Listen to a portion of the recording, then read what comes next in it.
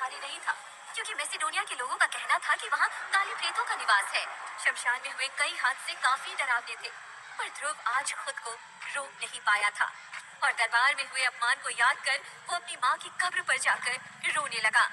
आज भरे दरबार में शौर्य दल के होने वाले लीडर ध्रुव का भरी सभा में उसके होने वाली बीवी लारा ने अपमान किया, क्योंकि आज भी ध्रुव 9वें सितारे की शक्ति पाने में असफल था और उसी के चलते लारा ने कमजोर ध्रुव से रिश्ता तोड़ने की बात की। लारा, तुम मेरी बात सुनो। अगर तुम ऐसा करोगी तो सारे मैसेडोनिया में हमारी इज्जत उछाली जाएगी। राजा अरेंद्र, आपके इस कमजोर बेटे ध्रुव में कमजोरी का कारण भी आप ही है, और ये मत भूलिए कि ध्रुव की माँ के साथ जो कुछ भी हुआ उसके जिम्मेदार भी आप हैं।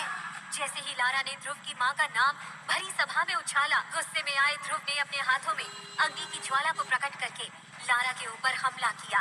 पर लारा ध्रुव से इतनी ताकतवर थी कि उसने ध्रुव के हमले को सहजता से निपटा दिया।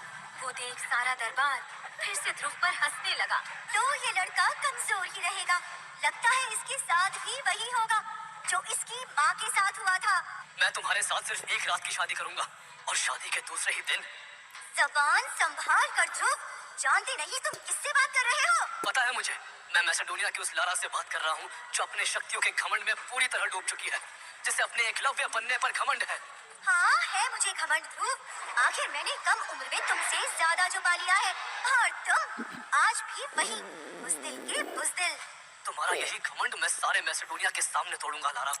3 साल बाद मैं तुम्हें इसी शक्ति स्थान पर सबके सामने हराकर बनूंगा एकलव्य।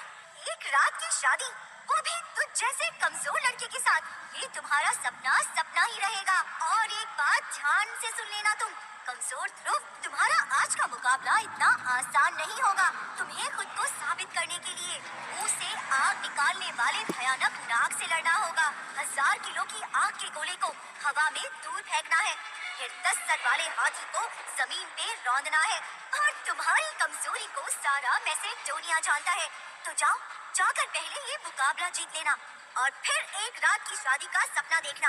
और कहीं हार गए तो मैं तुम्हारे साथ वो करूंगी जो देखकर तुम्हारी रूह कांप जाएगी।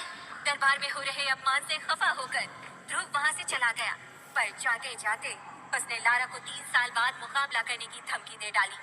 लेकिन सबको पता था जो ध्रुव इतने सालों में कुछ नहीं कर पाया, वो 3 साल में क्या करेगा। माँ, कहाँ हो माँ? मुझे तुम्हारी जरूरत है माँ। माँ, मुझे इतना कमजोर बनाना था तो मुझे जन्म ही क्यों दिया? क्यों पैदा होते ही मुझे मार नहीं दिया? क्यों माँ, क्यों? ध्रुव के लिए एकलव्य बनना बहुत ही जरूरी था, क्योंकि इस